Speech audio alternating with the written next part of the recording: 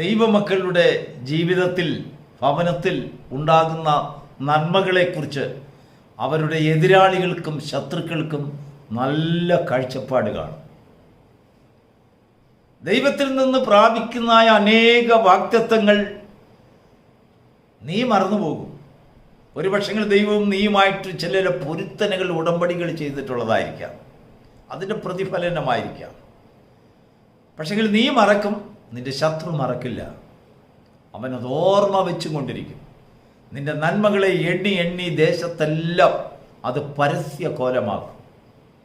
അങ്ങനെയാ ദൈവത്തിന് മഹത്വം. എന്നാൽ നിങ്ങളുടെ ഭവനത്തിൽ ഒരു പട്ടിണി ഉണ്ടായിരുന്നിരിക്കട്ടെ, ഒരു പോരായ്മ സംഭവിച്ചു, ഒരനർത്ഥം സംഭവിച്ചു, ഒരു വ്യാധി പിടിപെട്ടു, ഒരു ദുഃഖത്തിൻ്റെ ഹേതുവായി എന്തെങ്കിലും സംഭവിച്ചെന്നിരിക്കട്ടെ. നിന്റെ എതിരാളികൾ എന്ത് മനസ്സിൽ പറയുമെന്നറിയാമോ? അവനങ്ങനെ തന്നെ വരണം. അതിന് യോഗ്യനാണ്. അവനത് അനുഭവിക്കേണ്ടതാണ്. പക്ഷെങ്കിൽ 4 പേരോട് പറയത്തില്ല. പറഞ്ഞാൽ എന്താ സംഭവിക്കുന്നറിയാമോ? ആർക്കെങ്കിലും മഹാദയ ഉണ്ടായി, കരുണയുണ്ടായി, നിനക്ക് ആഹാരവും വസ്ത്രവുമായി നിന്റെ ഭവനത്തിൽ വന്നെങ്കിലോ പാടില്ല. അതുകൊണ്ട് അവൻ പരസ്യമാക്കത്തില്ല, മനസ്സിൽ പറയും. അത് അനുഭവിക്കേണ്ടതാണ്. എന്നാൽ ദൈവം നിന്നോട് ചെയ്തതായ വാഗ്ദത്തങ്ങളുടെ നിവൃത്തി നീ അനുഭവിക്കുന്നത് ശത്രു കണ്ടാൽ 4 പേരോട് ചെന്ന് പറയും, 10 പേരോട് പറയും, 100 പേരോട് പറയും. കണ്ടോ, അവനൊരു പുതിയ ഉടുപ്പിട്ടിരിക്കുന്നു, നല്ല വാഹനം ഓടിച്ചു പോകുന്നു, എവിടുന്നോ ഇച്ചിരി പൈസ കിട്ടിയെന്ന് തോന്നുന്നു, എന്തോ നന്മകൾ കിട്ടിയെന്നാണ് തോന്നുന്നത്. വല്ലവരുടെയും കട്ടതും മോട്ടിച്ചതുമാണോ എന്ന് എങ്ങനെ അറിയാം? പക്ഷെങ്കിൽ അവൻ കുറച്ച് നാൾക്ക് മുമ്പ് ഇതൊക്കെ പറയുന്നത് കേട്ടു. ഒരു നല്ല വീട് വാങ്ങണം, നല്ല ഒരു ഉടുപ്പ് വാങ്ങണം, കുഞ്ഞുങ്ങൾക്ക് വേണ്ടി ഇന്ന കാര്യങ്ങൾ ചെയ്യണം, കുറച്ച് വസ്തു വാങ്ങണം, ഇതൊക്കെ പറയുന്നത് കേട്ടതാണ്. പക്ഷെങ്കിൽ ഇത്ര വേഗം സംഭവിക്കുമെന്ന് നമ്മളും വിചാരിച്ചില്ല. ഇത് 4 പേരോട് 100 പേരോട് ചെന്ന് പരസ്യമാക്കും. അത് പരസ്യ കോലമാക്കും. എന്നാൽ നിന്റെ കഷ്ടതയെക്കുറിച്ച് സംസാരിക്കില്ല. Praise the Lord. ഇതാണ് എതിരാളികളുടെ മനോധർമ്മം. ദൈവം നിന്നോട് പല കാര്യങ്ങൾ സംസാരിക്കുമ്പോൾ, ദൈവം നിന്നോട് പല കാര്യങ്ങൾ പ്രവചിക്കുമ്പോൾ, ചില വാഗ്ദത്തങ്ങൾ തരുമ്പോൾ അത് നിനക്ക് മനസ്സിലാകില്ല, അത് നിനക്ക് മറന്നുപോകും. എന്നാൽ ശത്രുക്കൾ മറക്കില്ല. കർത്താവ് ഒരിക്കൽ ഒരു ഉപമ പറഞ്ഞു, വിതയ്ക്കുന്നവൻ്റെ ഉപമ. വിതയ്ക്കുന്നവൻ വിതപ്പാൻ പുറപ്പെട്ടു, വിതച്ചു. വിതച്ചതിൽ ചിലത് വഴിയരികിൽ വീണു. എങ്കിലും ആകാശത്തിലെ പറവകൾ വന്ന് അതെടുത്തു കൊണ്ടുപോയി. മറവി ഓർക്കുന്നില്ല. ഇങ്ങനെ പറവയുണ്ടെന്നുള്ള ഒരു കാര്യം നിനക്കറിയില്ല. എന്നാൽ വിത്ത് മുളയ്ക്കുന്നതും വിളയുന്നതും കാത്തിരുന്നു. പറവകൾ അടിച്ചുകൊണ്ടുപോയ കാര്യം നീ വിട്ടുപോയി, നിന്റെ ശ്രദ്ധയിൽപ്പെട്ടില്ല. ദൈവത്തിന് മഹത്വമുണ്ടാകട്ടെ. ഇങ്ങനെ നമ്മുടെ നന്മകളെക്കുറിച്ചും ദൈവം നിന്നോട് ചെയ്യുന്നതായ വാഗ്ദത്തങ്ങളും നിനക്ക് അവകാശമായി വരേണ്ട അനേക ഉപകാരങ്ങളും നിന്റെ ജീവിതത്തിൽ നിനക്ക് ലഭ്യമാകാതിരിക്കത്തക്കവണ്ണം മറവി, ആകാശത്തിലെ പറവകൾ വന്ന് നിന്റെ ജീവിതത്തിൽ നിന്ന് അടിച്ചു മാറ്റുന്നുണ്ട്. എങ്കിലും ശത്രു അത് എണ്ണി എണ്ണി അവർക്ക് നല്ല കാഴ്ചപ്പാടുണ്ട്. ഒരിക്കൽ കർത്താവ് മന്ദിരത്തിൻ്റെ മുൻപിൽ നിന്നുകൊണ്ട് മന്ദിരത്തിൻ്റെ മനോഹാരിതയെക്കുറിച്ച് ശിഷ്യന്മാർ പറയുന്നത് കേട്ട് അവരോട് മറുപടി പറയുകയാണ്, ഈ മന്ദിരം പൊളിപ്പീൻ, ഞാനത് 3 ദിവസം കൊണ്ട് പണിഞ്ഞു തരാം. എല്ലാവർക്കും വളരെ ആശ്ചര്യം, എന്തോ ഭ്രാന്ത് പറയുന്നത് പോലെ അവർക്ക് തോന്നി. ശിഷ്യന്മാർക്കത് പാടെ മനസ്സിലായില്ല. പിന്നീട് മനസ്സിലായെങ്കിലും അവരത് മറന്നുപോയി. പക്ഷെങ്കിൽ മറക്കാത്ത ശത്രുക്കൾ അവരുടെ മധ്യത്തിൽ ഉണ്ടായിരുന്നു. ആ ശത്രുക്കൾക്ക് ആ ശാസ്ത്രം ശരിക്കറിയാം. പുനരുത്ഥാനത്തിൽ വിശ്വസിക്കുന്ന പരീശന്മാർ, പള്ളി പ്രമാണികൾ, അവരത് കേട്ടു. ഉയിർപ്പിൻ്റെ ആ മഹത്വത്തെക്കുറിച്ച് അവർക്ക് വ്യക്തമായ കാഴ്ചപ്പാടുണ്ട്. യേശു പറഞ്ഞതായ ആ കോഡ് അവർക്ക് മനസ്സിലായി. മന്ദിരം എന്ന് പറഞ്ഞാൽ എന്താണെന്ന് അവർക്കറിയാം. ഉയിർപ്പെന്ന് പറഞ്ഞാൽ എന്താണെന്ന് അറിയാം. കർത്താവിനെ അടക്കിയതിന് ശേഷം അരിമത്യക്കാരൻ യോസേഫിൻ്റെ കല്ലറയിൽ അടക്കിയ ശരീരത്തെക്കുറിച്ച് ചില കാര്യങ്ങൾ പിലാത്തോസിൻ്റെ അടുത്ത് വന്ന് പരീശന്മാർ പറയുന്നത് മത്തായിയുടെ സുവിശേഷം 7-ാം അധ്യായത്തിൻ്റെ 63-ാം വാക്യം. അവർ പറയുകയാണ്, യജമാനനെ, ആ ചതിയൻ ജീവനോടിരിക്കുമ്പോൾ ഒരു കാര്യം പറഞ്ഞത് ഞങ്ങൾക്ക് ഓർമ്മ വരുന്നു. നോക്കൂ, ഞങ്ങൾക്ക് ഓർമ്മ വരുന്നു. അവൻ്റെ ശിഷ്യന്മാരും ബാക്കി ജനങ്ങളുമെല്ലാം അത് പാടേ മറന്നുപോയി. പക്ഷെ ഞങ്ങൾക്ക് മറക്കാൻ കഴിയില്ല.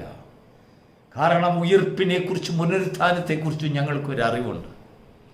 അവർ പറയുകയാണ്, ആ ചതിയൻ ജീവനോടിരിക്കുമ്പോൾ ഇങ്ങനെ പറഞ്ഞു, 3-ാം ദിവസം ഉയർത്തെഴുന്നേൽക്കുമെന്ന് പോലും. പിലാത്തോസെ അത് നിസ്സാരമായി എടുക്കണ്ട യജമാനനെ എന്നവർ പറയുകയാണ്. അതൊരു പക്ഷെങ്കിൽ സംഭവിക്കാം. സംഭവിച്ചാൽ പഴയതിലും മോശമായി കാര്യങ്ങൾ പോകും. പിലാത്തോസ് ഉയിർപ്പിൻ്റെ വിഷയങ്ങളെക്കുറിച്ച് വളരെ വ്യക്തമായി നല്ലൊരു പ്രസംഗം പരീശന്മാരിൽ നിന്ന് കേട്ടതിന് ശേഷം പിലാത്തോസ് പറയുകയാണ്, നിങ്ങൾക്ക് ഇഷ്ടം പോലെ ചെയ്യാം. ഈ ഉയിർപ്പെന്ന് പറഞ്ഞാൽ എന്താണെന്നുള്ളൊരു കാര്യം കേട്ടപ്പോൾ തന്നെ പിലാത്തോസിന് വളരെ ആശ്ചര്യം. ഇനിയും ഒരിക്കൽ ആ യേശു ഉയർത്തെഴുന്നേൽക്കുകയാണെങ്കിൽ അവനെ ഒരു നോക്ക് കണ്ട് അവനെ ക്രൂശിക്കുവാൻ വേണ്ടി കൊടുത്ത അനുവാദത്തിന് യേശുവിൻ്റെ കാല് പിടിച്ചൊരു മാപ്പപേക്ഷ നടത്തണമെന്ന് ഒരു പക്ഷെങ്കിൽ പിലാത്തോസ് ആഗ്രഹിച്ച് കാണും. ദൈവത്തിന് മഹത്വം ഉണ്ടാകട്ടെ. പിലാത്തോസ് പരീശന്മാർക്ക് അനുവാദം കൊടുക്കുകയാണ്, നിങ്ങൾ പോയി എന്തെങ്കിലും ചെയ്യുവീൻ. അവർ പറയാനില്ല, ഞങ്ങൾക്ക് പോകണമെങ്കിൽ 2-3 കാര്യം ചെയ്യണം. എന്താ അത് കാര്യം? അവർ പറയുകയാണ്, കല്ലറയിരിക്കുന്നത് പ്രൈവറ്റ് പ്രോപ്പർട്ടിയിലാണ്. അരിമത്യക്കാരൻ യോസേഫിൻ്റെ കല്ലറയാണ്. അത് വ്യക്തി സ്വത്താണ്. അതിനെ ഗവൺമെൻറ് ഭാഗത്തേക്ക് ജപ്തി ചെയ്തെടുക്കണം. യെസ്, നമുക്കറിയാം, റോമൻ നിയമം അനുസരിച്ച് ഒരു കോടതി നയങ്ങളും ഭൂനിയമങ്ങളുമൊക്കെ എഴുതി ഉണ്ടാക്കിയത് റോമാക്കാരാണ്. റോമൻ ഗവൺമെൻറ്റാണ്. അവരുടെ നിയമം അനുസരിച്ച് ഒരു പ്രൈവറ്റ് പ്രോപ്പർട്ടിയിൽ പോയി കാര്യങ്ങൾ കൈകാര്യം ചെയ്യണമെങ്കിൽ ഗവൺമെൻറ്റിന് മാത്രമേ കഴിയത്തുള്ളൂ. ഗവൺമെൻറ് എന്താണ് ചെയ്യേണ്ടതെന്ന് അറിയാമോ? അവരാവശ്യപ്പെട്ടത് ഈ കല്ലറയിരിക്കുന്ന ഭാഗം ഗവൺമെൻറ്റിലേക്ക് ജപ്തി ചെയ്തെടുക്കണം.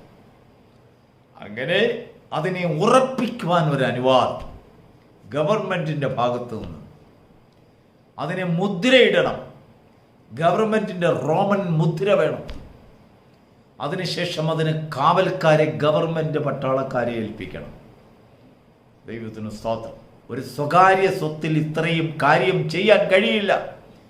അതുകൊണ്ട് അത് ഗവൺമെൻറ് ഭാഗത്തേക്ക് ജപ്തി ചെയ്തെടുത്താൽ ഇത്രയും കാര്യം നടക്കും. പിലാത്തോസ് പറയാണ്, പോകുവീൻ, ചെയ്യുവീൻ, അനുവാദം തന്നിരിക്കുന്നു. എങ്കിലും ഇങ്ങനെ ഒരു സംഭവം ഉച്ചരിച്ചത് മനുഷ്യൻ്റെ നാവ് കൊണ്ടല്ല, സ്വർഗത്തിൽ നിന്ന് ഉരച്ചതായ കാര്യങ്ങളായതുകൊണ്ട് ഏത് മുദ്രയെയും തകർത്ത് ആ ഉയിർപ്പ് നടക്കുവാൻ സാധ്യമാകും. അവർക്കത് ഗ്രഹിക്കാൻ കഴിഞ്ഞില്ല. ദൈവത്തിന് മഹത്വം ഉണ്ടാകട്ടെ. നാം പറയുന്നതിൻ്റെ സാരം, കേൾക്കുന്നതിൻ്റെ സാരം, നിന്റെ ജീവിതത്തിൽ ഉണ്ടാകുന്ന പല ഉയർച്ചകളും എണ്ണി എണ്ണി ഓർക്കുന്ന ശത്രുവിൻ്റെ ഒരു സാന്നിധ്യം നിന്റെ പുറകിലുണ്ട്. നീ വിചാരിക്കും അവർക്കാർക്കും മനസ്സിലായില്ല. നീ വിചാരിക്കും അവരത് കേട്ടില്ല. നീ വിചാരിക്കും അവരെ കൊണ്ടത് സാധിക്കുകയില്ല. ഇല്ല, നീയും ദൈവവുമായി സംസാരിക്കുന്നത്, ദൈവം നിന്നോട് തരുന്നതായ വാഗ്ദത്തങ്ങൾ, നീ ദൈവത്തോട് പറയുന്നതായ കാര്യങ്ങളൊക്കെ എണ്ണി എണ്ണി എണ്ണി അത് ഉപകാരപ്രദമാകുന്ന ഒരു കാര്യമാണെങ്കിൽ അതിനെതിരായി ഇടപെടുന്ന ഒരു സമൂഹം നിന്റെ മധ്യത്തിലുണ്ട്. ഒരു ശത്രു സാന്നിധ്യം നിന്റെ മുൻപിലുണ്ട്. ദൈവത്തിൻ്റെ പരിശുദ്ധാത്മാവ് ഈ ഭൂമിയിൽ വന്നപ്പോൾ അതിനെ ഗ്രഹിക്കുവാനുള്ളൊരു വിവേചനാത്മാവ് മനുഷ്യന് കൊടുത്തു, തന്നിൽ വിശ്വസിക്കുന്നവർക്ക്.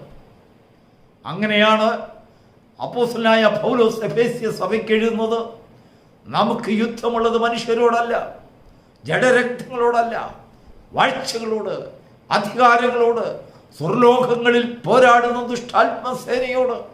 കാരണം ഈ സ്വർഗലോക ലോകങ്ങളിൽ പോരാടുന്ന ദുഷ്ടാത്മസേനയ്ക്ക് ആ സ്വർഗത്തിലെ ഭാഷയെക്കുറിച്ച് ചില കാഴ്ചപ്പാടുണ്ട്, ചില അറിവുകളുണ്ട്, ചില ജ്ഞാനങ്ങളുണ്ട്.